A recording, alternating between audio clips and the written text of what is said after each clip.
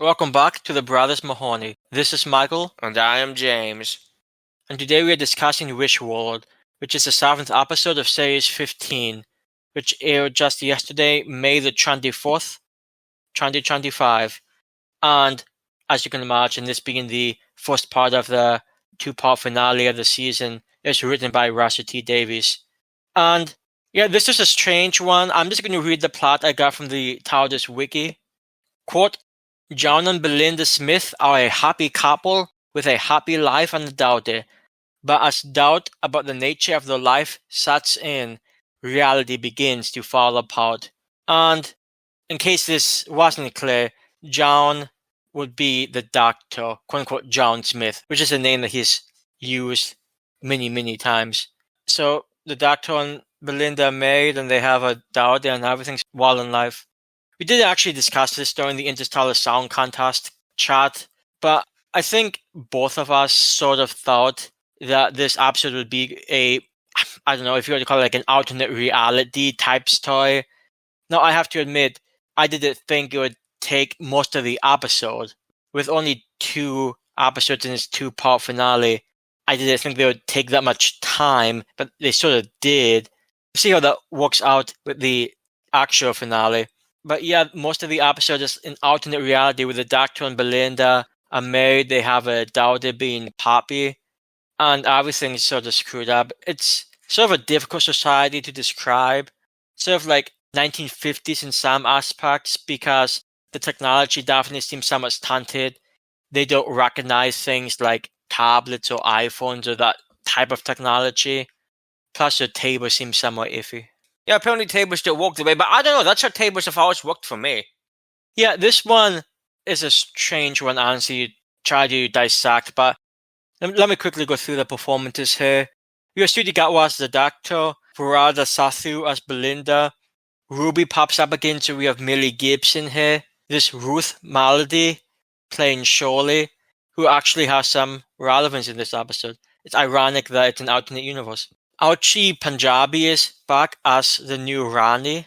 Jonah Howard King returns as Conrad, of course from Lucky Day. Anita Dobson is still here as the previous Rani / Mrs. Fladd. I'm not quite sure how you want to label her, but she is still around.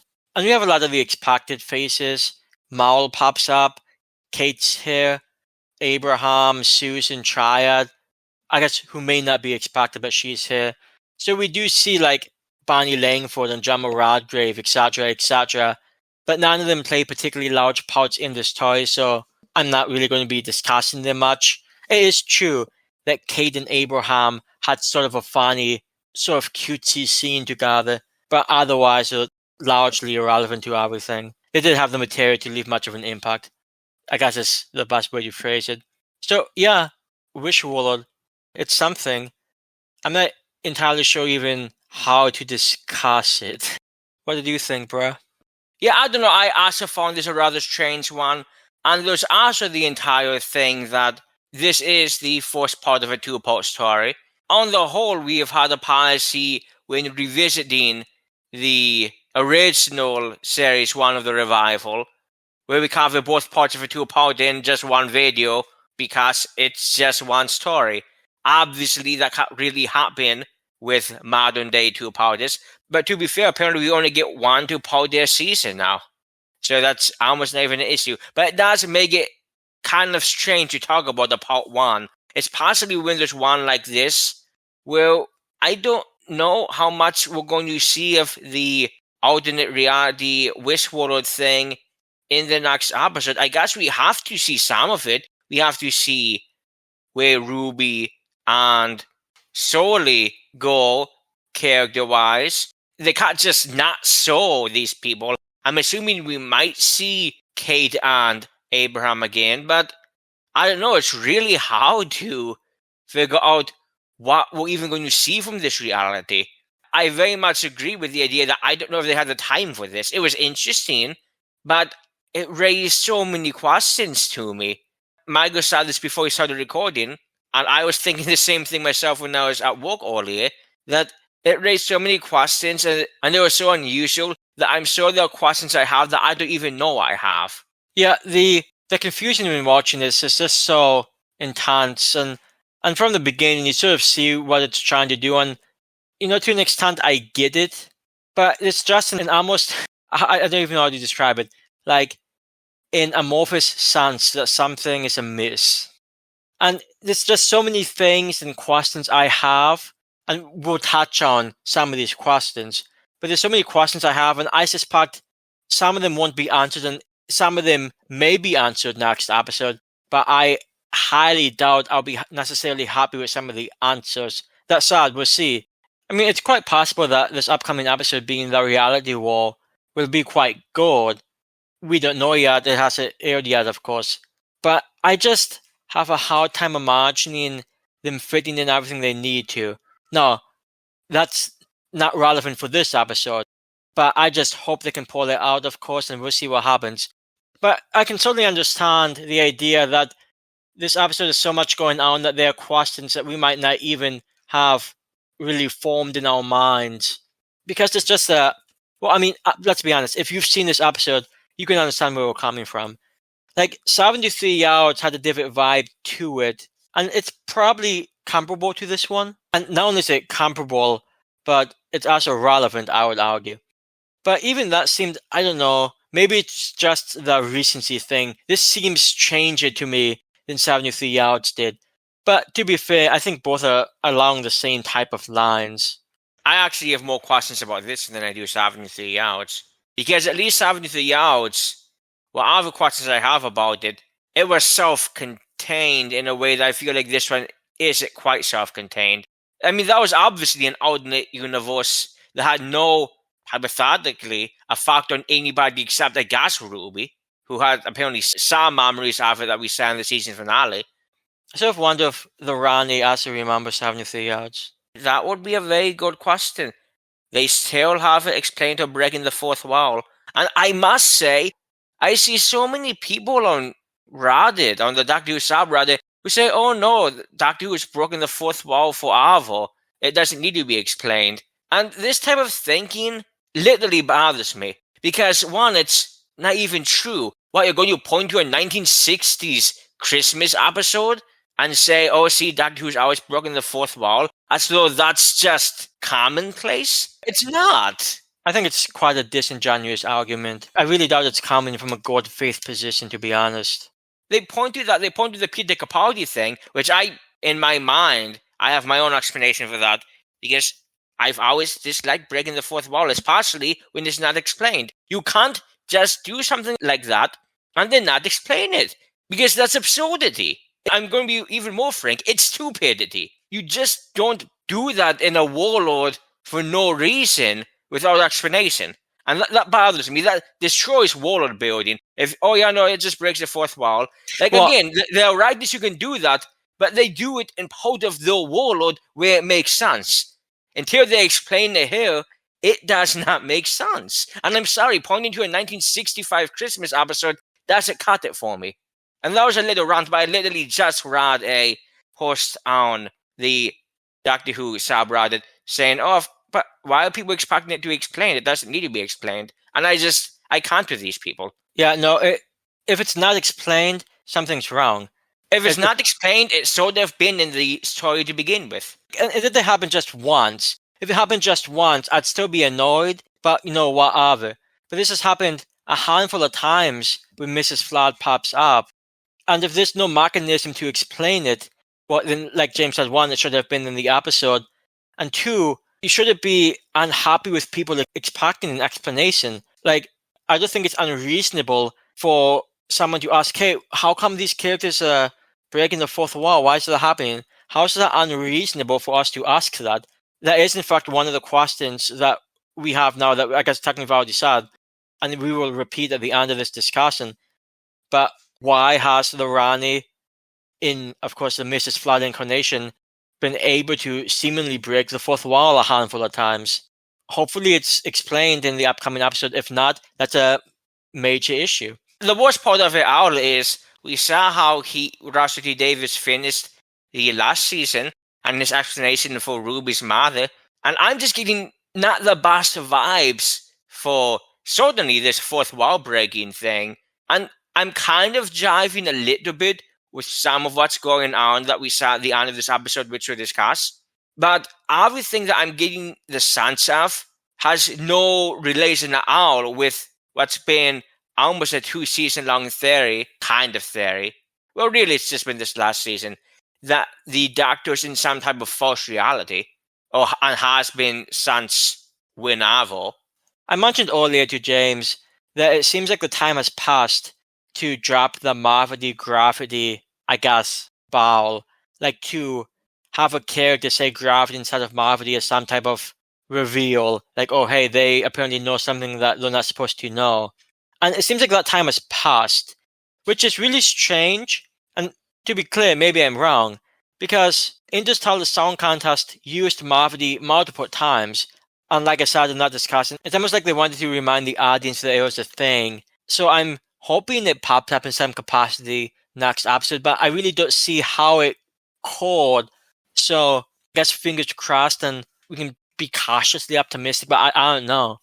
I don't know how optimistic I am, cautiously or otherwise, about the season finale. I'm interested. I don't know if that means I'm optimistic. I mean, the only thing I can think of, and they would never pull this stunt because, frankly, I don't know if they have the time under the seasons. The only way I think a Marvity reveal would work now is whatever universe-shattering things happen in this upcoming finale. All of that is done with at the very end of the episode, and I don't know, the Doctor or a companion talks to a friendly bookkeeper, and he says gravity, and then it turns out he's Fenric. There you go, solved it for you. They're going to tease Fenric at the very end, in the very last scene of the next episode. He's the true one who waits. That's not going to happen, but I do like Fenric, and I'm kind of surprised they haven't pulled him out of the depths yet. But with RTD's track record, in at least the RTD2 era, maybe it's good they haven't touched him. Yeah, and you notice how we haven't really discussed the plot. That's because this being an alternate universe, I would argue the plot's largely irrelevant. I mean, the discussion between the Doctor and the Rani toward the end is, of course, relevant.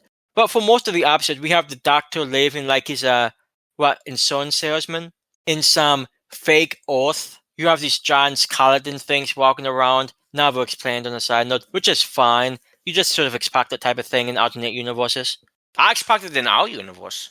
Well, indeed, it's sort of disappointing that I've not seen any recently, but you have the Doctor. Of course, he doesn't know he's a doctor. He thinks he's just a normal guy. I'm actually surprised in this world, black people are allowed to have the same rights as white people, to be entirely honest. Because it's clear that this universe treats women as second-class citizens. In fact, I think it's either Belinda's mother or aunt who says, oh, it's a gross dream to grow up and marry a nice man and just be there for the man and keep the house. And that's and have children. I'm not sure this version of Kate has the job she has. I guess to be fair, it was sort of lampshaded in the episode.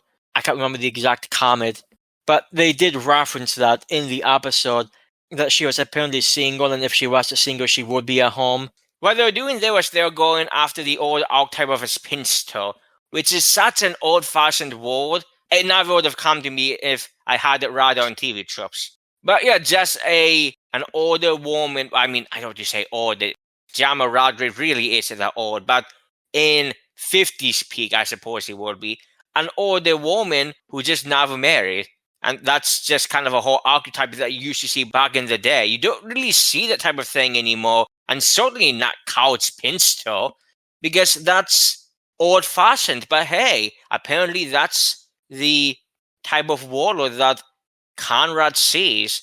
And if you're wondering, and this is an episode, and obviously all of these discussions are had after we watch the episode, meaning you really should watch the episode before watching this, because this is going to make so little sense if you haven't seen it. And the world, the wish world, I suppose, is ideologically how it is, because it is created in a way and maintained by Conrad Clark from Lucky Day.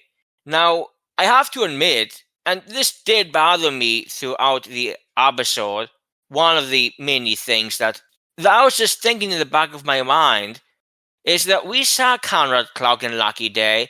I'm going to be honest, I understand that he's based on these type of conspiracy theorist personalities, but besides the whole not trusting unit thing, which for the record would be an exclusively extreme right-wing thing, I can promise you, as a very happy to say communist and all the facts, I probably wouldn't trust an organization like UNIT either if I lived in the reality of the Doctor Who universe. For real-world context, just look at an organization like the United Nations or NATO, or even the European Union. You can see people on both sides, the far right and the far left, having issues with organizations like that. So the fact that someone would not trust a unit, I mean, it depends on, I guess, where they're coming from, what angle they're taking. Of course, that's the most important. But just the very idea of not trusting a unit exclusively doesn't make someone right-wing. It's how they, I guess, present their case or what the actual point is. Yes, and how they ideologically get there. There's a huge difference, for example, to opposing the terrorist genocidal state of Israel because they're committing genocide versus opposing Israel because they're Jewish. Now, of course, the Zionists don't understand that, but there's a lot the Zionists that seem to understand. Nonetheless, I personally never got the impression from Lucky Day, and maybe this is just me, that even though he was based on that type of archetype, I didn't think Conrad was a sexist. I didn't think he was, I'm not going to say I didn't think he was right-wing, but I didn't expect him to be sexist in that type of way. He literally had women in his organization. I'm assuming he's the one who ran the organization. Or maybe they're all single. Maybe they were single, but... Yeah, I mean, I guess to be clear, we didn't really see a lot of the real Conrad in Lucky Day. So we didn't get like a deep dive into his political thoughts. Now that actually I think would have been quite interesting. We didn't really see a lot of his actual thoughts or anything like that. So the fact that he might see women as second-class citizens, or that he might be very much against the LGBTQ plus community, that wouldn't surprise me. It just didn't show that, as far as I can tell. I just never got that sense. Like I said, I'm not too surprised, but it would have been kind of nice to set that up. So when we start this episode, maybe we'll have a little inkling, oh, wait a second, this seems very similar to something Conrad was saying. That I think that would have been a little bad to do the reveal. But either way, he was pretty trolly as a newscaster, or whatever he was technically called. To be honest, it's not even clear to me that Conrad fully knows what's going on. I mean, he's literally locked. It seems like he's locked in the room all day, just telling stories. It's not like he has any communication or any contact with anyone aside from Mrs. Flood and maybe the Rani. I'm not even sure if the Rani, the new incarnation of the Rani, I'm not even sure if she's met Conrad or talked to him. I'm assuming she has, but we haven't actually seen it. So I guess my point is, I'm not entirely sure what Conrad's level of awareness even is. I don't think it's particularly high. I mean, we literally saw him ask Mrs. Flood, hey, how's it going out there? Yeah, but that's such a vague question that I'm not sure that means much. I mean, I think it means exactly what it means. He literally has no idea how things are. It's kind of funny. Mrs. Flood said there's this lucky day, then he gets put back into another cell. And all of this, it's not like Conrad's some magical reality warp, though with RTD, who can say that's actually true. But we see in the cold open of this episode, the Rani, the new Rani, kidnap the seventh son of a seventh son of a seventh son in, 1865 Bavaria? Yeah, that's what I have. 1865 Bavaria. The scene was fine. It confused the hell out of me. I like it a little bit more now, but the Rani kills the father, the mother, and the siblings of this baby, because this baby is apparently Desiderium, a new member of the Pantheon, I suppose? The god of wishes. Now, I've already 90 questions about this. I'm not quite sure how somebody can be a member of the Pantheon when they're literally just born. Are they, in their personal timeline in the future, a member of the Pantheon as a grown person, and the Rani knows this and kidnaps them as a baby? I don't know how any of the Pantheon stuff works. I don't know exactly how Sutak became king of the Pantheon or father of all the Pantheon, when literally, according to the story that was revealed in, he had just been clinging onto the TARDIS for however long since Pyramids of Mars.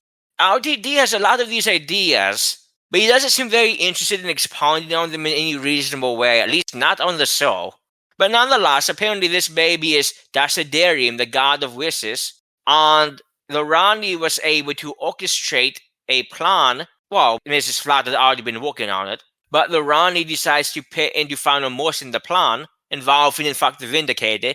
So I do appreciate them giving a good reason why Mrs. Flat was always interested in the Vindicator when she showed up at the ends of the episodes. But with the Vindicator, with Dasidarium, with Conrad Clark, the Rani has been able to construct an entire new reality. I assume it's just Earth that's new. I think it is just on the Earth in, I guess, present day 2025. Although it never says how long this has been going on. Now, the Rani is a time traveler, so I assume it's been going on. I don't really know. This could be one of those things where it's, I forget what the theory is called, the 15-day universe. The philosophical question, how do we know that reality has existed for as long as it existed? How do we know it wasn't just created 15 minutes ago and we just have the memories and it's created as if it has existed? Hypothetically speaking, and I think philosophically speaking, I'm not sure there's any way to ever know that one way or the other. That is what I'm thinking here, because how long has this universe existed? What is this alternate Earth? I mean, I'm assuming everyone's there physically, and physically they're the same people, I think. But even that, I'm not really clear on. Yeah, I mean, they could just be alternate versions. It could be like an Inferno thing with alternate versions of themselves. But that doesn't make sense either, because Ruby can sort of sense that this reality is false, and so can Shirley and many of the other dispossessed. And by that, I mean, and this wasn't even clear to me either, but apparently those in the disabled community, such as Shirley and others, I guess, aren't part of Conrad's mental framework, so he sort of unintentionally ignores them, and because of that, they can sense that things aren't right, because there's no place for them in Conrad's world. Which I wonder, on a side note, if that's also the fate of Rose, Donna's daughter. Like, I'm surprised she didn't actually pop up anywhere here. Well, I mean, I'm kind of surprised too. They did show that she was involved in the unit, but they haven't done anything with her sons. And to be fair, they barely did anything with her there. So I guess that's just par for the course. Yeah, I think the only reason that she popped up in the last two-parter was to show the height difference between her and Millie Gibson. Yeah, no, that was kind of funny. And this is exactly what I was referring to earlier. I understand 73 yards, and at least there's an alternate reality, and that besides Ruby, Avi and Alice was just an alternate version of themselves. Although I still don't really understand why Kate had some of those lines that she had that were really interesting. But nonetheless, in this, I'm assuming that there's no reason that Ruby would be real. Hypothetically, there's no reason that Ruby would be real and Avi and Alice is just an alternate version. And she knows Shirley, and Shirley seems like she's her real self. So I guess they're all just the real selves. But sort of transported to an alternate universe. Or maybe they've, quote unquote, always been in an alternate universe. See, that's the thing. We don't really know the mechanics behind this. And yeah, we can hope that it's explained in the next episode. But just for this episode alone, discussing this single episode, it's not clear, hence all this confusion. Well, I mean, the confusion is intentional, and we'll get to that. But obviously, the real world has existed, the world as we know it and have seen in the last few seasons, because as Shirley very intelligently points out, as Michael said, these disabled people are not really seen by Conrad. He doesn't really think about them in any way. They're not part of his vision of the world, so they're ignored, and because they're ignored, they see cracks in the world that exists. As they refer to in the episode, Mrs. Flatt uses the word slips. And they are more aware of this because they try to talk to people and people just completely ignore them. Now, obviously, this is also part of a commentary on how right-wing people don't give a damn about the poor and the homeless, which is true. But to be so, laborers also don't give a damn. They just pretend they do. I was just going to say that laborers are right-wing, but fight me, bro. I mean, that's also true as well. But Shirley points out that she has a very expensive wheelchair, and yet she's homeless, so there's no way she should be able to afford it. That she should need medications for the condition she has, and yet she doesn't have medications, and yet she's fine. So I suppose at the end of the day, what happened was Rani kidnapped the baby, came to Earth on May 24th, 2025, and just did it then. Although if she did, I don't know why Conrad's tired. So maybe it's been a week? Yeah, I'm also not sure that, I mean, if she did that, they indicate in Interstellar Sound Contest that Earth was destroyed. I mean, in alternate universes, it's destroyed. I guess it wasn't quite May 24th yet. May Day was going to be the next day. Well, I mean, the thing is that I'm using the word alternate universe as kind of a shortcut. It's not an alternate universe, it is Earth. That's part of the problem, because Rani, and I think this is kind of hilarious, and this, I'll get into a few complaints later, but this actually does fit with Rani's character, I would recognize it. She created this entire setup, literally kidnapping a member, supposedly of the Pantheon, one of the most powerful members of the Pantheon, and how she knows that, I also have questions about. Mrs. Flood must have been busy in between scenes. I'm assuming Mrs. Flood did all of the research here, and I have to say, I'd be very interested in this story, and it probably wouldn't work because of what's going to happen in part 2, I would assume. But now I'd just like to see this season with Mrs. Flood as just the main Rani. Imagine there's no regeneration and Mrs. Flood reveals herself as the Rani. I think that would be really cool.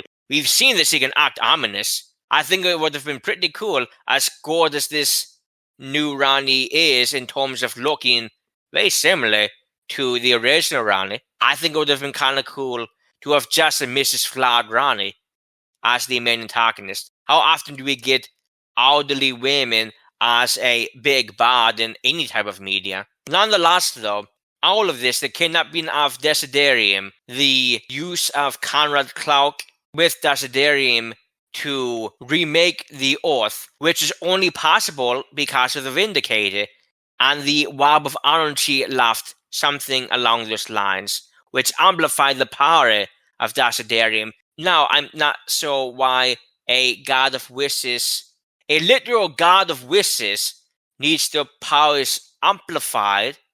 Yeah, I'm going to go on a limb and say that if you need your powers amplified, you're not a god. At least not in any definition I would accept. So, yeah, that alone seems really odd to me. Either way, though, with the combination of Desiderium, the Vindicator, and Conrad, this world has been put into existence. But the world's only been put into existence so people doubt and wonder and see through the cracks and all the slips why the world is the way it is. One of the things that happens in the world all the time is people will put a cup of coffee on the table, the same exact cup, I'll point out. Conrad really must have a fetish for yellow coffee mugs. And it falls through the table and smashes. Literally happens every day. It's just called a slip. The common person on the street, oh yeah, no, that's just a slip. That it just happens. And that's one of the things that finally gets John Smith to see, oh wait, things aren't right. And the entire point is to create this type of doubt. And this is a scene we probably should have rewatched before recording this. Because on the whole, I did it heyday. I know people call it exposition, and they called it exposition in the episode itself. But it was interesting anyway. And it was nice to get this point of view. But to create this doubt, to literally break reality, is the Rani's goal, because she has something she wishes to find. Referred to as multiple times as, quote, the one who is lost. And I'm not sure if that exact terminology was used before. There's been a lot of vague statements like that, like the one who waits and such. So I'm not sure if the term the one who is lost has been referenced before this. I'm positive it hasn't been.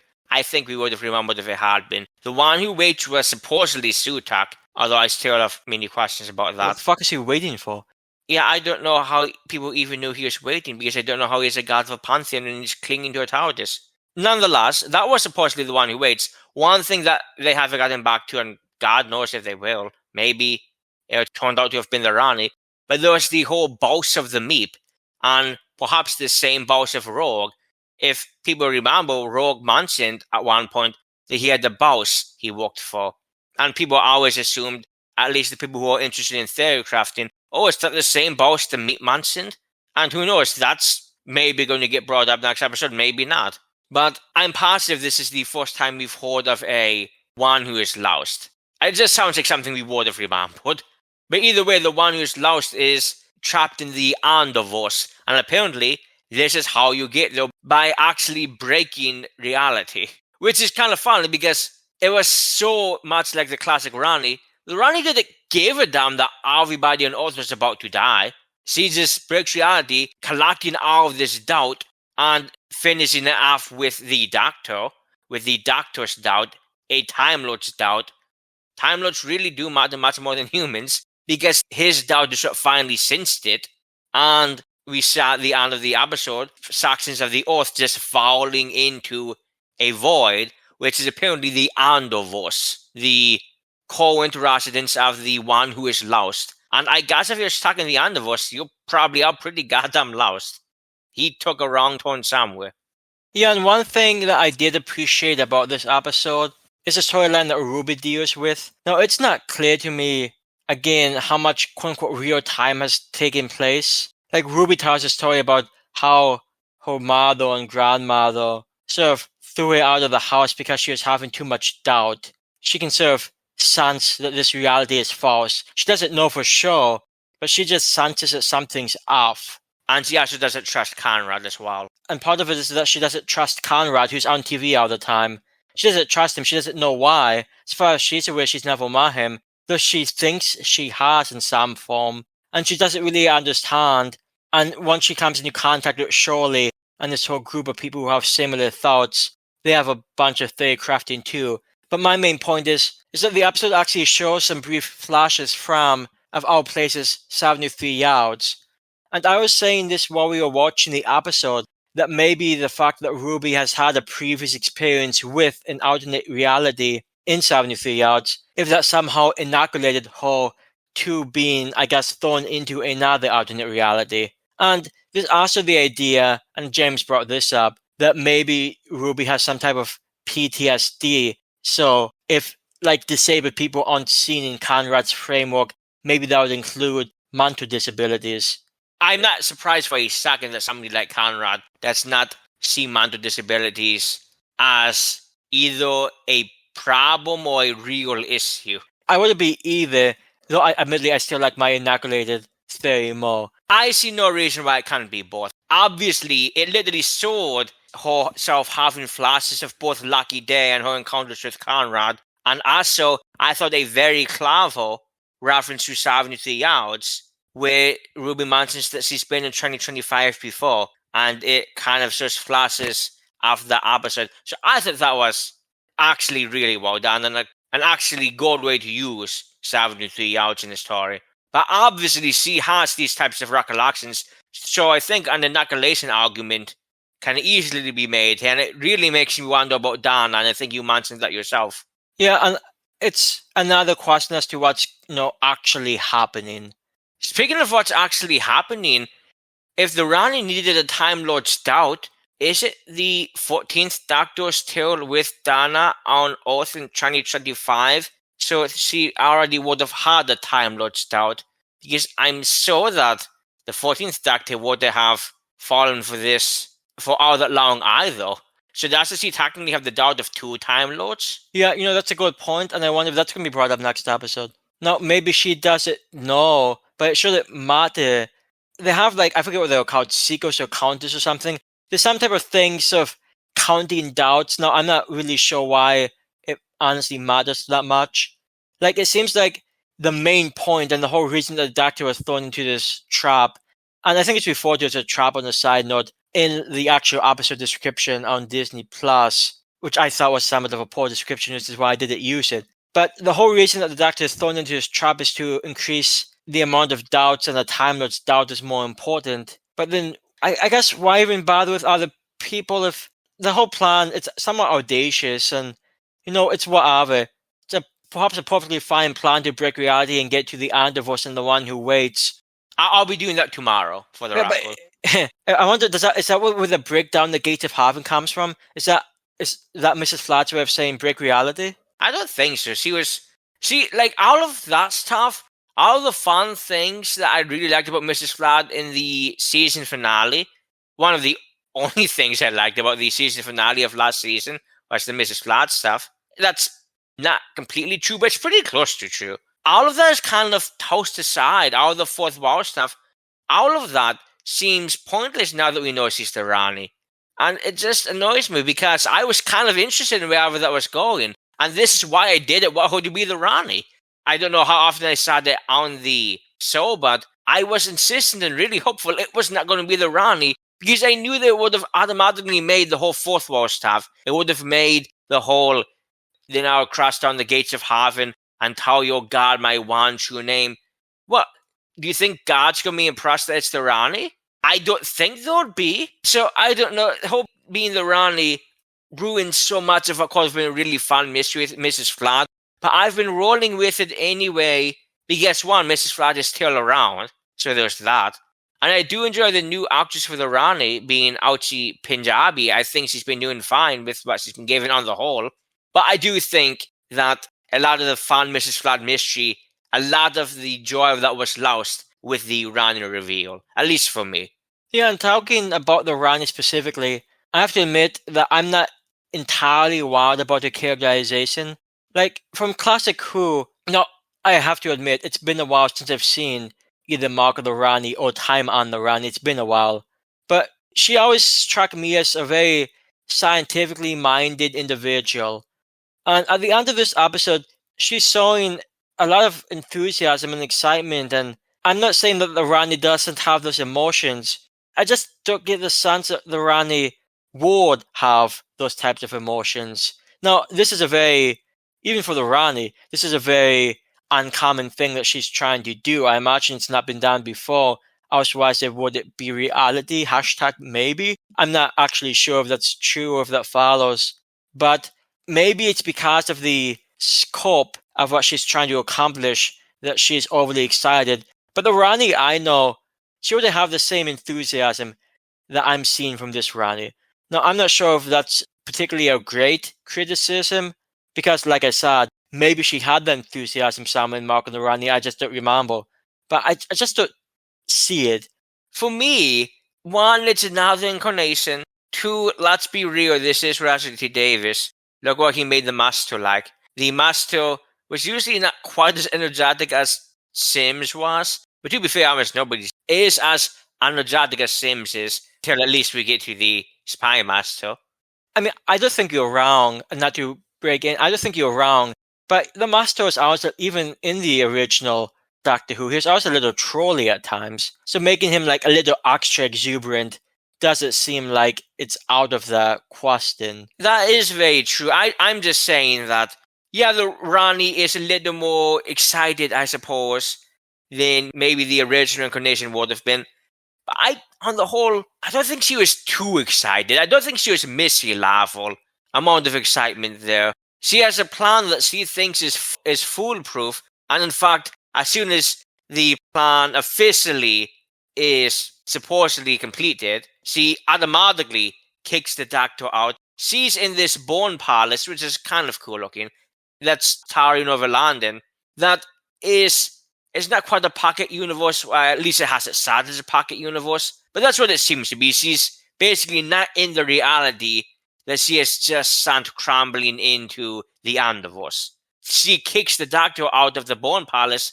The Doctor is in fact in the reality, and the episode ends with him falling down to, I say Earth, but what's going to be falling into the Underverse. So that doesn't look like it's a good position. But I don't know, I think her exuberance level, I think it was too high, but I think the grandiose nature of what she just poured off, I can live with it because at least it was as bad as the Spy Master. Yeah, I guess if there's any reason to celebrate, this would be a good reason for someone, even of a scientifically bent mind, to celebrate. And there's also a line that the Rani says that she and the Doctor perhaps danced together at the siege of Persephone, and apparently they danced while the city was burning around them or something. It's just something the Rani says. I'm not sure if it means anything. I mean, I guess it's not clear to me, and I'm not particularly well versed in Doctor Who lore. I have no idea how often the Doctor has encountered the Rani before. I really should have actually watched Mark the Rani before coming here, because I sort of wonder how he phrased it. Like, did he just know about the Rani, or has he met the Rani multiple times? I honestly don't know. I'm positive, and part of this is just because I've tried the TARDIS wiki a lot randomly, but I am positive that growing up, the Doctor, the Rani, and the Master, and there might have been another Time Lord I can't remember, were all schoolmates. They all knew each other. I'm not saying maybe the Madeline manga as well, but he might have just been more of a random Time Lord. But I'm positive that growing up, the Rani Master and the Doctor were just classmates. And I'm not saying they were best of friends. The Doctor and the Master, I think, were friends. And I think the Rani was just someone else who was in school, who they knew of. But I mean, this is the Rani. I can't see her having friends. Yeah, I guess pretty much in the high class of Gallifrey, everyone knows everyone, which I'm not particularly fond of, because we're talking about a civilization that spans, I don't know, billions of years, and really the three most notable Time Lords are all from the same class. Like, really? But, whatever. I mean, they're not the most notable Time Lords. There's Time Lords such as Rassilon, Barusa, who was the teacher. Like, no, Yeah, you could but say they're the same generation, at least with Barusa. I don't know. Other important Time Lords in history. No, I feel like if you ask Gallifreyans and Time Lords, hey, the three most notable rogue Time Lords, maybe the Rani would come up. Is she even seen as a rogue Time Lord? I honestly have no idea. If I'm not mistaken, she literally had a slave planet at one point. And Oh, that was yeah, well, literally, I mean, that's pretty rogue, but no, but that's so specific though, rogue Time Lords. Like, that's a lot different than just known Time Lords. Yeah, there might be other rogue Time Lords. In current day Gallifrey, after how counts as current day Gallifrey, of course the Doctor, Master, and Rani, and I would say the Doctor would be known as a rogue Time Lord, not in a negative sense, just as one who did something completely different than other Time Lords too. I mean, I don't see that as all that bothers him. It just, to me, that makes sense. I still don't buy it. Because we're talking about a civilization that spans billions of years, and yes, but we also don't really get current day Gallifrey stories anymore. I'm sure there are Gallifreyan lads of other Time Lords who went rogue, and we're not in a perspective where we see the everyday Gallifreyan life. yeah, I mean, you're not wrong. I'm just saying from like a meta perspective, like really the Rani, the Master, and the Doctor, they all attended school at the same time. It just doesn't feel right to me, but I don't know, I think it adds a lot of characterization flavor that they have a history with each other. And obviously the Doctor's dealt with other Time Lords who've gone rogue, such as Omega. And now that's going rogue in a very different type of way. And then there's the War Chief or Warlord, or whichever one it was. They exist. Just because we don't see them go against the Doctor all the time doesn't mean that they don't exist. they're probably from the same class too, though. See, I've never heard that. There's the whole, all the Warlords, the Master, they use the same music. And one that's a colorized version, as far as I'm concerned. It's not canon. It's not canon. It's a novelty that you can ignore. I mean, you can watch it. I'm not going to. You can watch it if you want, but it's not canon. I don't give a damn what music they played in it. I truly don't.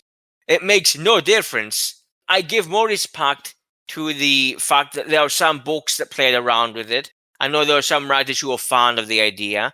Terrence Dicks might have been one of them. Yeah, it's called bad writing because they're trying to limit the amount of characters to make everything more interconnected. It just feels exceptionally cheap to me. It really does seem like bad writing. Certainly, I do not like the theory. I do not think it's a good theory. And getting back to the Rani, and this whole thing stemmed from the Rani's past with the Doctor. I'm not sure why, and I'm not sure what. Is it talking about Hartnell's Doctor dancing with the Rani? I mean, we don't know. It's not clear. I don't know. To me, I see this as the only thing that quite makes sense to me is maybe the Rani has been a bit of a romantic in the past. I can't buy it. This version of the Rani does seem a little bit more of a romantic. She's revealing at least the first quote of her conversation with the Doctor is during a dance. Maybe not that long. Point is, she danced with the Doctor for a little bit. Well, John Smith, because he didn't realize he was the Doctor. But I can just see this maybe as almost just a childhood prom thing. I seriously can't see any later version of the Rani and the Doctor having an encounter like this at all. Maybe he took on a date to prom. Supposed to form as like what, the prom theme? I mean, honestly, it probably could have been. Yeah, I mean, I'm just not particularly wild about the line or the idea that the Rani and the Doctor had any type of entanglement like that, but hey, we don't know. And it could come up in the next episode. Some people suspect it will, with some of the worst fairies I've heard in my life, but that's not why I'm here. But on another note, I think it's worth mentioning some of the random characters who appear in the episode who, one, didn't appear that much, and two, sort of came out of nowhere. I mean, one, we have Susan, who she pops up again for like 3 seconds. What was it on TV that the doctor, I guess, missed out on? No, I think the doctor saw it. He just didn't know what to make of it. Obviously, because it's outside of his knowledge of reality. Yeah, so Susan popped up again trying to contact the doctor. Then, out of nowhere, and this was not on my bingo card, and it seemed random AF, we have the reoccurrence of Rogue from last season's episode, Rogue. And he pops up, and he's the one, in fact, who informed John Smith that, hey, tables don't do that, which led to the doctor increasing his doubt. So, I mean, honestly, I wonder if Rogue is working with the Rani, because Rani wanted the doctor's doubt to increase, and Rogue just increased his doubt. So is Rogue an agent of the Rani? If the Rani was the boss, that almost makes sense. The only thing is that right now Rogue is stuck in I forget exactly how Rogue described it, and by the users of Rogue, in that case, I mean the episode. That's how that Rogue is the guy's name. I hated it then. I don't like it now. I think Rogue sucks is this guy's name. I think they should have done something different than that. When I think Rogue, the only thing I think about is the X-Men character. But y'all quit Justin Weir's having fun. X-Men Legends PS2, that is a good game. But, and seriously, though, it is a good game. You should play it.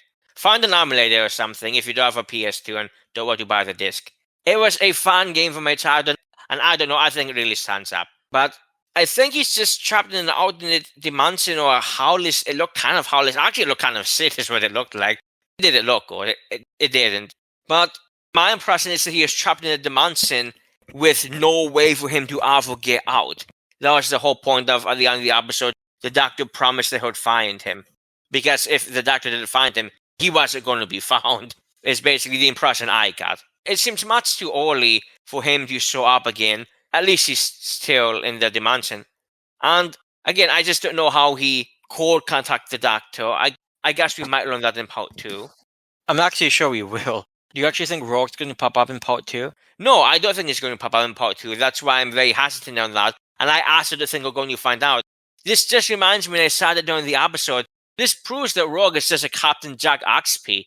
Because this is exactly what happened in Fugitive of the Jadoon. Jack pops up to give this absolutely useless bit of information. Hey, guys, you've got to not give the Cyberman what it wants. And then he laughed, and that was it. And yeah, he later popped up in Revolution of the Daleks, but it wasn't related out of the ascension of the Cybermen plot in any real way. So I don't know why Jack just popped up there and gave the information. And it's very similar to this. He just pops up, gives this information that I don't know how he can even really have, then disappears again. Now, granted, he was trying to connect him on this apparently very unstable connection, but I just don't quite know how that happened, and I don't know how he knows that the doctor's trapped in this false reality. And then Rogue just at the end of the cow tells the doctor, hey, I love you. I'm not sure he actually said that in Rogue in that many words, but I have to say, in Rogue, I found a bit of a connection between the two. I thought there was a fairest amount of chemistry on the whole. But here, I must say, I know they won't play off each other. I didn't feel the same type of chemistry. I mean, to be fair, they're not even in the same room, and they're not even really talking. I'm just saying that I didn't feel the type of sincerity I would have expected from Rogue. I don't know, it seemed like a very tacked down I love you. Yeah, I'm not sure. I actually sort of like Rogue and the character of Rogue. I do think it was an amazing episode last season, but I do think it's one of the better ones, if only for Rogue himself. Most of the plot about like the cosplaying aliens, I honestly don't care about. They looked cool, but none of that interested me at all. It was Rogue and the Doctor's chemistry with Rogue that I easily found the most interesting, and in fact, that's an episode I would rewatch only for that. The funny thing is that related to Rogue, of course, but the thing I liked most about the episode was the whole lore drop about Scream of the Saga Doctor being real, which, again, is what the episode shows. It's not just fan service RTD. It is something that matters in the universe you've crafted. So yeah, I thought that was kind of cool. That was my thing about the episode. Like, oh, that's fun. Let's talk about that. But yeah, no, I liked Rogue. Again, I liked Rogue in the episode. I just, in this situation, find it in any way useful that he's the one delivering the message. I suppose the only reason it might work is because he says the I love you, and in the reality that John Smith is living in, men don't love men. That's not even a concept that exists. Yeah, there was I say funny because I think in context it was sort of funny. It's also in its own way horrific. But the doctor, when talking to Abraham about Kate, Abraham wants to potentially ask Kate out. On a side note, seems to be his boss, so that's another relationship that could work, but whatever. And the doctor says, oh, you should do it, you're a beautiful man. And then he gets out serious. Wait, how can you think I'm beautiful? How can a man call another man beautiful? It was the sincerity in which he delivered the line, which actually cracked me up. Yeah, and obviously, again, I agree, it's also in many ways very horrifying because the doctor's reaction about being basically needing to be closeted. Obviously, it was more about him realizing, no, wait, something's not right. But the closeting part felt very true to life and also very, obviously, be a very awkward situation to be in. And I thought it captured that very well. The moments of embarrassment from John as he comes to some of these conclusions in the workplace. In a lot of ways, a lot of this part of the episode, specifically the office part with the doctor and all the characters there, and I suppose some of the scenes with Belinda, just reminded me a lot of WandaVision. Which, no point in going into it now. It's pretty obvious why it feels like WandaVision. I'm sure we're not the first people to say that. Yeah, on a related note, I wonder if back in Lucky Day, I know that during like one of the date scenes, Conrad asks Ruby, and Conrad's asking Ruby questions, and I think he asks if the doctor was her boyfriend, and Ruby says something like, "Oh no, if he were here, he would be hitting on you." And I wonder if Conrad had some type of like noticeable reaction to that. Like, was there any type of indication he didn't like gay people? I'm not sure, but I sort of had to go back and watch that scene to see if there was some type of like, I don't know, micro expression or something. Not that I can particularly read micro expressions, but I sort of would be curious if there's something there. Like maybe there's a sense that he doesn't like gay people, even though it didn't say that anywhere else. I wonder if it pops up there. So that's just me thinking aloud. I don't know. I don't think it did. I have to say. To be clear, we're two straight guys, so we might not know. Yeah, that's fair. And also, I just think Conrad's a really damn good actor. He played the hell of Ruby, and like obviously it was terrible, but also so he was a damn good actor. Literally in universe, a good actor. It must have been a great performance if he is able to fool somebody for a period of, what was it, like a month around there? Close to it anyway. But it's interesting because I don't recall that coming up when Conrad had the conversation with the doctor at the end of the episode. He could have thrown some type of hint in, oh, I don't like you because of this reason. But then again, Conrad didn't say at the end too much during that scene, so that's okay. Yeah, I was going to say, I think he had other things in his mind at the time, so... He did tell the doctor, hey, I just rejected reality. And maybe that was one of the things he rejected. The fact that the doctor is, I guess, in this incarnation... I mean, in normal cases, I would say bye, but he does seem, I guess, maybe this episode confirms that this incarnation of the doctor is just gay, which seems extremely strange to me, not in any negative way, but that it's being so explicit about it. I, on the whole, enjoy the idea of the doctor being asexual. I think the relationship with Rose worked on the level it did because they're so kind of close after the Time War. And that's the one time I gave it a pass. I never liked it with Claire. It never worked for me on really any level.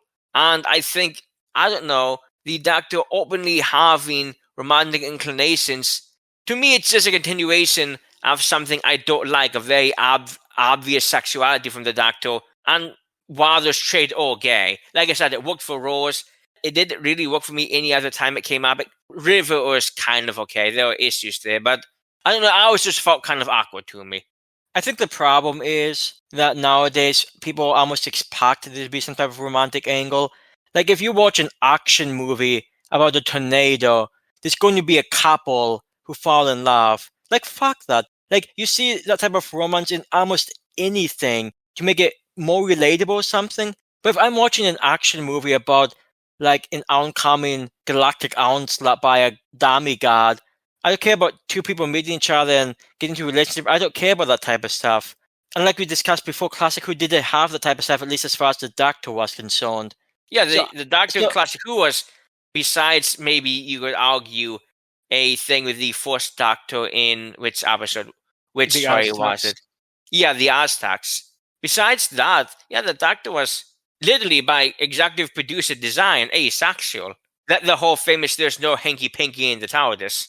Yeah, and I think the whole addition of romance is just like some type of modern day TV thing. Because I feel like you can't watch most movies, no matter what genre it is. I feel like you can't watch most movies and there not be a romance subplot. It's like it's almost a requirement in some movie makers' minds and people behind TV shows. And I think that's partially why it was added into Doctor Who. Because even the Doctor and Rose, I mean, you have like someone who's like over 1,000 years old falling for a woman, it doesn't feel right. No, I'm not saying the Doctor's wrong to have those feelings, but does it feel right from like a larger perspective? There's a I power mean, dynamic difference there, and yeah, I don't know. That's an extremely complicated situation. yeah, it's complicated. It's beside the point, but I've never been keen on that anyway. But I guess to round this out, we had Susan popping up for 3 seconds. We had Rourke popping up for about 15 seconds. And the last of the trio of, I guess, smaller appearances, we find out about the one who is lost. And we learn that he is Omega, the classic antagonist in both the Three Doctors, I guess, and Arc of Infinity. I'll be honest, I don't remember anything about Arc of Infinity. So all of my knowledge of Omega pretty much comes from the Three Doctors. Yeah, And I'm much in the same way. I don't know. We must have been tired or something. We watched it. When we watched it with Omade some years back, and I also don't remember too much about it. I have a feeling Omega didn't appear all that often, and that he only appeared at the very end, where he was chasing the Doctor through Amsterdam. Which, saying it out loud, sounds hilarious. But keep in mind, it's the Fifth Doctor, so the level of fun is negated by probably 2. Besides that, in some scenes with the Time Lords being dick Time Lords and treacherous, which I think was actually referenced in the Eight Doctors, the name of the Time Lord who was the bad one in that situation. That's literally all I remember about that story. yeah, and I have to admit, I have no idea if this was leaked. I have to imagine it probably was. But I can say for myself, I had no idea that Omega was going to be popping up again. So that was a nice surprise, and it was actually a surprise. Like, I had heard that Mrs. Flat could be the Rani. I've literally been hearing that for like 2 years.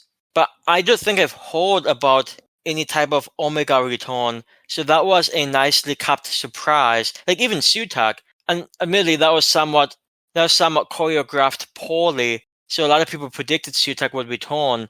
But with Omega, I never saw it coming, and I will say, despite this episode being different, that was a sort of nice surprise at the end, and I just hope that they can do Omega justice in the same way I hope they can continue to do the Rani some justice. Yeah, I don't know. I wonder. They use apparently archive footage from a big Finnish story for the one of the bits we get from here in Omega, and I'm assuming it's the Doctor's memories of Omega and not Omega themselves speaking. I don't know. In some ways I wonder if we'll actually see Omega. It would seem absurd not to see Omega, but it's just the But way it was presented at the end. yeah, because the main enemy could still be the Rani, and the goal is just to free Omega. Omega might have very little to do with the reality war. And it would be disappointing as how, but hey, I guess that's just an RTD trope at this point. I would like to see him, but I'd just like to see him done right. I do think it's a very quick sidebar. I think it's hilarious that they introduced the one who is lost title and then reveal the one who is lost in the very same episode. Then what was the point? I mean, besides the reveal, what was the point of the title? I think that's personally hilarious. I think that type of thing works better if it's like what they did with the one who waits, make it a little more long lasting than just an episode.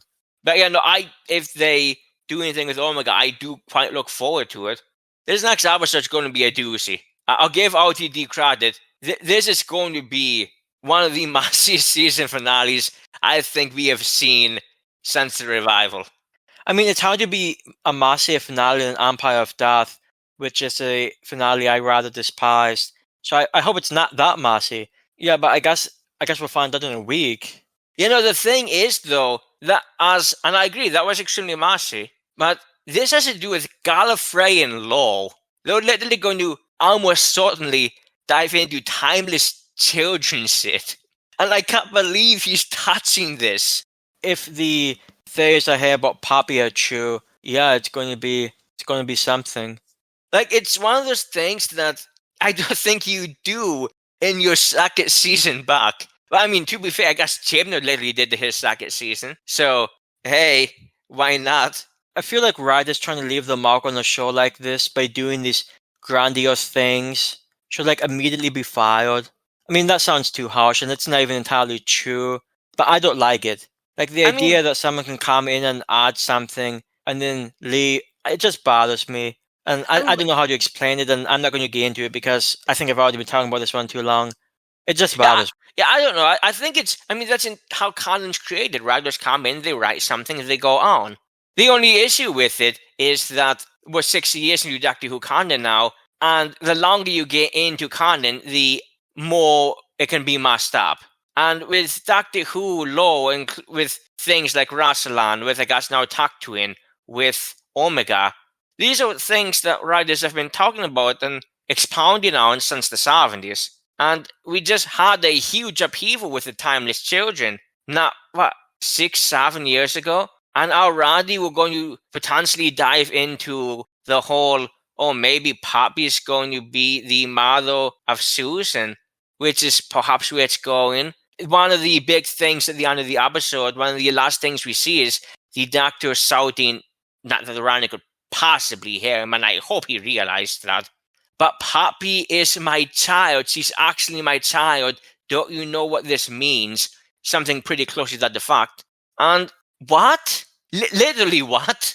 Yeah, the Doctor may know what that means, but I certainly don't. Which is fine because it's obviously going to be explained next episode. But it seems like a hell of a humdinger to throw on us as the very last line or among the very last lines of the episode. And it does tie in a bit to RTD's line in The Legend of Ruby Sunday about the Doctor not being a father yet, which I just took as him not wanting to talk about it. We've literally heard the 9th Doctor, the 10th Doctor, 11th Doctor discuss being fathers.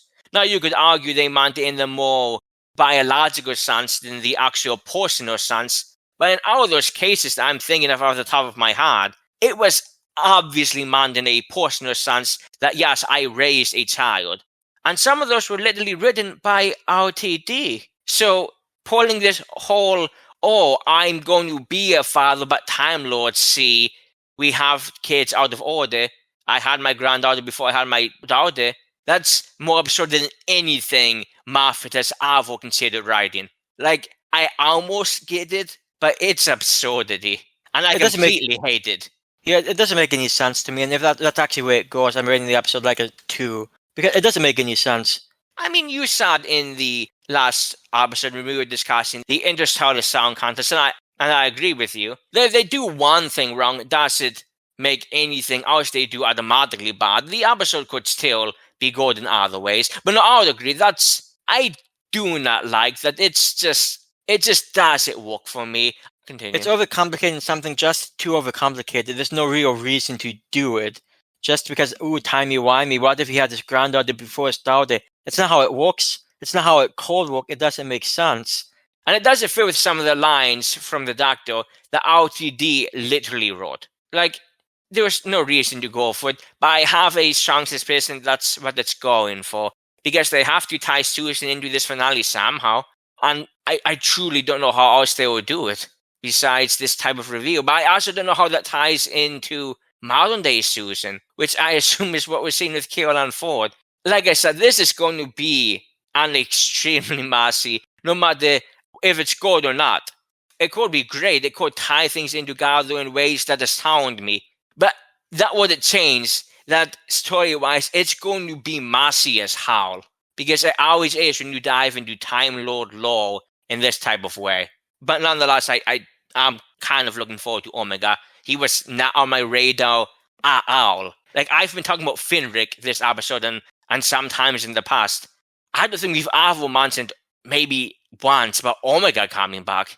So that's a very interesting way to go. I don't know exactly what the Rani wants with Omega, but I guess we'll see. Yeah, and it's worth mentioning that the Three Doctors is among one of the very first stories of Doctor Who that we discussed on this podcast. And we'll actually link it at the end of this video.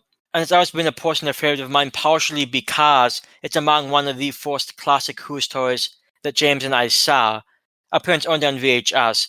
So it's one of our first experiences with Doctor Who, which is why I very much hope that Omega can be done justice to. Yeah, I keep thinking back to what he did to Sutek, and I really worry. But no, I agree. I really enjoy the Three Doctors as well. Unfortunately, because it is one of our very first videos, you'll probably be able to tell it's one of our earliest videos. But nonetheless, we'll link it anyway. If you haven't seen the Three Doctors, we recommend that you check out Pyramids of Mars before the season finale of the fourth season. And I'll right now recommend go watch the Three Doctors if you have time before the end of this season. Now, I don't know how much Omega is going to tie in. That's the thing. I don't really know. But honestly, go watch the Three Doctors anyway. It's just a hell of a time. It's a really fun story for Classic Who. Yeah, and I guess one of the last things I wanted to do, I wrote down a list of questions I had that I was just going to reiterate. Some of them have been asked throughout the course of this discussion, but these are the things that I'm hoping are answered in this following episode. So I'm just going to go in order, reading from what I wrote down. At 1, how long has the Dr. Belinda, etc., been in this new reality? And this ties right into that. How long has this reality existed before the Doctor and Belinda were inserted into it? And I'm not even sure if they were inserted in or if they were there from the beginning. I'm not sure. It's not clear. I hope it's explained. It may not be. That's a problem that honestly may not be touched on. Yeah, the thing is, if they were collecting doubt, then it had to have existed in some sort of real time frame. But there's no way that's going to be accounted for in future stories with future companions. To be fair, they've also never touched on the whole, or everybody was dusted. So I don't know. Maybe it would be best if this is all a fiction or reality. Maybe the reveal is Mrs. Flat is, yes, she's the Rani, but she's somehow morphed into the god of fiction, and they can just, all of this can just be ignored after the mind blast we're going to get in this upcoming one. There's no way RDD would do that to himself, but I don't know. Really, that's what I have to say at this point. I truly don't know. I don't think there's a way to tie some of this stuff all in. Yeah, I'm not sure either. It takes some quality writing that I'm not entirely sure that we've seen a ton of. But, and this relates to, in fact, those first 2 questions. At the end of Interstellar Sound Contest, we saw the Doctor moving toward the TARDIS door on the first exploding inward. What physically happened? Like, did the Doctor and Belinda from that point immediately wake up as John Smith and Belinda Smith as a couple married? Is that what happened? I mean, I don't know. Again, I hope it's touched on, and I'm just not sure it's going to be. The thing is, it can't be immediately what happened, because that was the Doctor and Belinda, their physical bodies. So physically, if the TARDIS explodes open, I mean, the bodies still have to move. And I'll point out, we didn't see the Doctor's TARDIS this entire episode. The Rani mentioned it, and I think that's going to lead into something. I'm not sure what. But the Rani mentioned it to the Doctor, but we did it, at least as far as we know, see it. No, knowing the Rani, maybe she actually fixed the chameleon circuit, and we did see it. I mean, she's scientifically minded. She probably could fix it, because maybe she had a reason to, I don't know. But we didn't see that the entire episode, and we also didn't see the Rani's TARDIS, which he's obviously been using to time travel, I'd assume, either. So it would be kind of fun to, we never saw the master of a TARDIS, so it would be really cool to actually see another Time Lord TARDIS, besides just husks of them in the Doctor's wife. Yeah, and then this is another question that we asked earlier, but Mrs. Flood broke the 4th one multiple times. Will this be explained at some point? Again, I really hope it is. I suspect it may not be. We'll find out. Another one. How did Rogue know a new reality sprung into existence? Like, from his position, can he see our reality and he just knows when new ones pop up? Like, what? Like, how did he know? And not only how did he know, but how did he reach out? And not only how did he reach out, but if he could reach out now, why did he reach out before? Was he not able to do it before? There's so many questions revolving around Rogue alone that, again, I'm not even sure Rogue's going to be in this next episode. So that's a problem. Another question, will Marvady be explained and will it pop up again? Will it mean anything? I would sort of assume so just because it came up again in Interstellar Song Contest, but I'm not sure. And this last question, while there's been so many questions I have that may not be touched on, this last question, of course, will be touched on, it being what is Poppy's role in this? And I really hope it's not what we've been discussing and what other people have been discussing, but I guess we'll find out. Yeah, I don't know. The Rani mentioned at some point during this episode a secret from the depths of Time Lord history that was beginning to wake. And I'm not sure if that was just a reference to Omega or if that was something that we'll get into this next episode. I do hope they don't do some type of abomination of a reveal with Poppy. I've seen some theorize, hey, maybe she's the timeless child. I've seen other people theorize, or that she is the mother of Susan. And I truly have no idea what RTD is going to do. It's going to be something, as Michael said earlier. Like I said, this is just going to be a messy season finale. I'm almost dreading it, but I'm also wondering what he's going to pull out of his sleeve. Yeah, I'm hoping a lot of things are tied together. I'm hoping we get some actual concrete answers to some of this stuff. I have to admit my hopes aren't high, but hey, we are always allowed to hope. Yeah, I did really enjoy. He actually, for once, made a reference to the fact that the Doctor kind of cast all of this stuff that's been happening. The Rani apparently knows that the Doctor is the one who's told the gods. Which doesn't really make any sense to me on a side note. Like, how does telling the gods cause someone in Bavaria to have a kid? I mean, I don't know about that, if that specifically means that that's why that happened. But I mean, just related to the whole, the universe has gotten more magical, I would assume that's what the Rani is meaning. That destroying the gods, the only reason the gods are getting this type of power and that these types of gods are existing. And obviously this is discounting the lore I hated in Destroying the Ensign, because that just throws everything out the window. But this is just talking about the Pantheon gods, and I kind of like that line. That makes me think they're going to do something, maybe a conclusion even to that. So I don't know, this is going to have to contain so many things. Yeah, I mean, I was going to say, I like the line, but if they do have a story to back up the line's sort of BS, isn't it? I mean, I guess, but the thing is, these sometimes work for me. Keep in mind, I actually almost enjoyed a Chibnall era Jodie episode with Can You Hear Me? Now, keep in mind, I say almost. The Can You Hear Me depression sub-arc is a disgrace to the importance of people who suffer from depression, which I'm most certainly one of. But ignoring all of that, when it mentioned the Tormega, when it mentioned the Eternals, that type of lore drop works for me. It's terrible because that's why they do it. This whole thing with Omega, that works for me because I'm a fan of the series. I'm a fan of the series who was indulged in the classic series as well. It's a double-edged sword, though, because obviously I don't need to explain this, but because we've watched the classic series, we know who Sutak is, we know who the Rani is, we know who Omega is. So yeah, it works in that. Yeah, it's great to see them, but if they screw them up with their characters, then it just makes us hate it even more. Because hey, this is a classic character, and this is how you use them. So yeah, it's really a double-edged sword that you have to do it the right way. Yeah, no, and see, the thing is, Russell T Davies has in the past been able to do it on the whole fine. He was able to bring back the Master. Yeah, you can have your complaints about the season finale for season 3.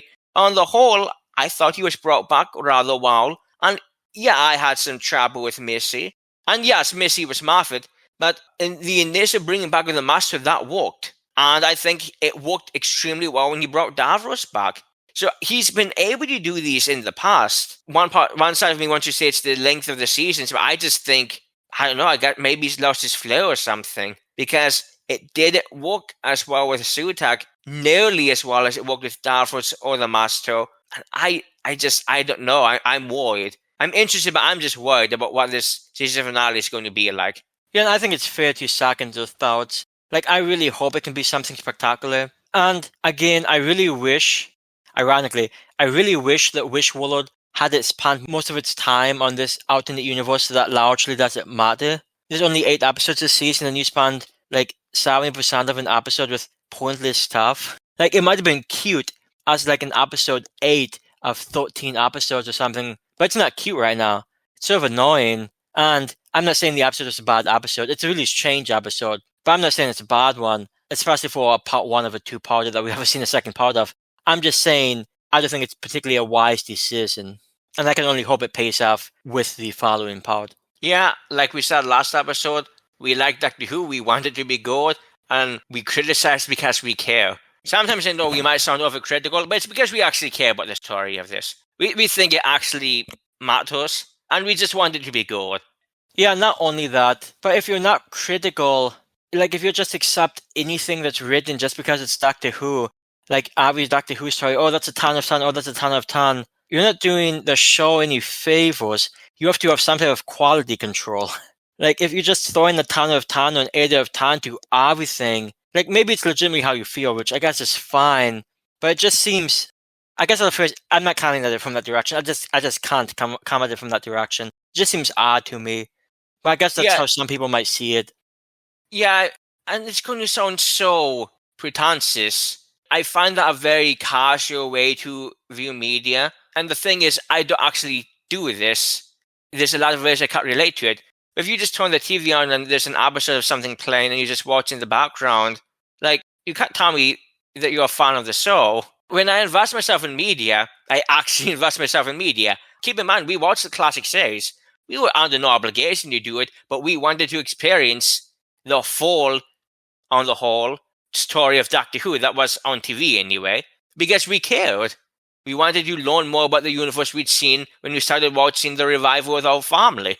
And I know there's going to be people who don't care about lore. It's funny that for all of the pretense with Russell T Davies and the Disney Plus stuff being a jumping on point for Doctor Who fans, references and bringing back Sutak, the Rani, and Omega, literally you have to be a classic Who fan for that to mean anything. If there was somebody who just started watching with Space Babies, or maybe just started watching with these Tower Beasts, or maybe even just started watching with if you had to go as far back as the Woman Who Fell to Earth, how, if you go back to Rose, they're not going to know who these people are. And I, as a fan who appreciates the classic series, know who they are. But any fan who started with something like Space Babies or the Church on Ruby Road, all these references and all these people they're bringing back, it's not going to have anywhere close to the amount of impact that you'd want something to. Because these people don't know the Rani. The Rani appeared in 2 episodes of the classic series. Sutak appeared in 1. Omega appeared in 2 stories. Like, I don't know, there's something very strange about the Owl, where it's the way it's written is for long-term fans, but they acted as though the series was going to be a good jumping on point, and those 2 ideas do not mash.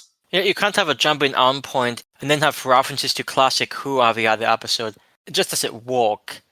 And I appreciate, on the side note, I really appreciate them bringing these characters back. My only issue is that if they're not done justice to, then there's not only a wasted effort, but it's really an insult to fans of classic Who. Like, the way that they treated Sutak is an insult to the Pyramids of Mars, which is often considered among one of the best stories of classic Who.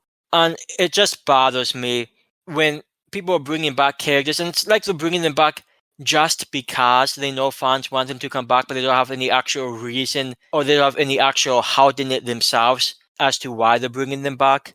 Yeah, that's the double-edged sword you got mentioned. At the end of the day, it's really cool to have these references that you bring people back, but then you have to warrant it. And that's what Russell T Davies did not nail with Sutak, and I don't know how he's going to nail it with one more episode to go, but hey, I guess we'll see. Yeah, and honestly, that's all I've got. This has been somewhat of a rambling discussion, but hey, if you've seen this episode, you can understand why Wishworld might lead to such a free-form discussion. So, yeah, fingers crossed that this finale can tie things together. I'm hopeful, but my hope is dwindling. But hey, we'll see how it goes. I don't want to prejudge anything. If it's good, then it's good, and hey, I'll sing its praises. Like James said, I really hope that they can land this finale. I hope it's good. I hope it's something that can really be like, I guess, among one of the pinnacles of like modern Who. But we'll see how it goes. It really should be bringing back people like the Rani, and well, maybe not the Rani. It's not like the Rani is like an amazing antagonist. I just personally like them. But Omega is an antagonist that people have a lot of respect for. So I really hope that they can nail it, and I guess we'll find out with the upcoming episode. But any other last thoughts on this one, James? No, on the whole, I thought this episode, I know it wanted to be a little playful with the whole wish world they were in, and I know there were obviously socio-political points to make in regards to the disabled people not being seen as real people. And I get and I respect that, but with only 8 episodes, I don't think you can spend as much time with the Doctor not knowing he's the Doctor. I'm sorry, but you cannot have the Rani reveal herself in the way she did.